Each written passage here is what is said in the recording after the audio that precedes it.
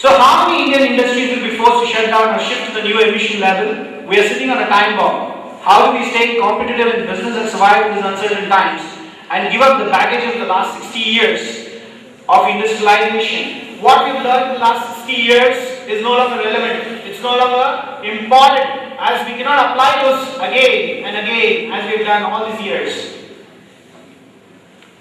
So the new business opportunities that we'll see in this decade is the energy industry, which is the booming sector. How do you plan your future career path is out here. Life science, biotech, and the food industry. Now food crisis, because the farmers shifting towards urban centers is likely to create or recreate a big boom time sector. Agriculture will be one of the biggest markets and one of the biggest booming sector now in the coming decade.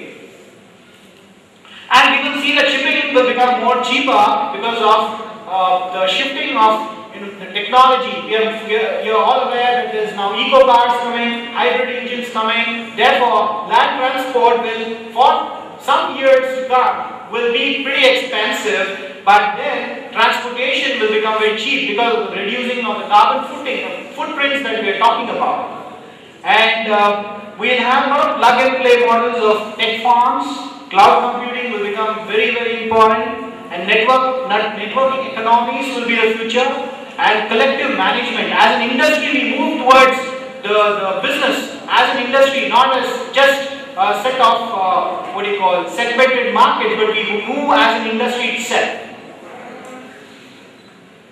So the trendsetters for this decade, Cisco having its teleporting will reduce the carbon footprints, which will, in a way, avoid people traveling, and they will start communicating through teleporting. And we have the Sixth Sense, which is a different mobile experience altogether. And Intel, as a matter of fact, has come with an engine which, for 1 liter of water, the vehicle can travel for 85 kilometers. So these are some of the innovations that we have seen.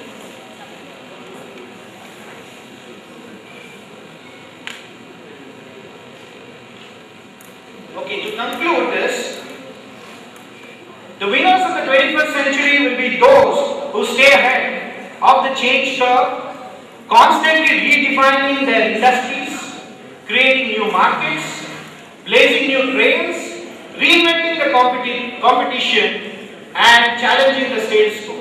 Now this is what we will see in the next one decade, and this is where we are heading. And before I leave the podium, I would like to mention to you that this is a time when we decide how do we lead India into this new era. We have two choices.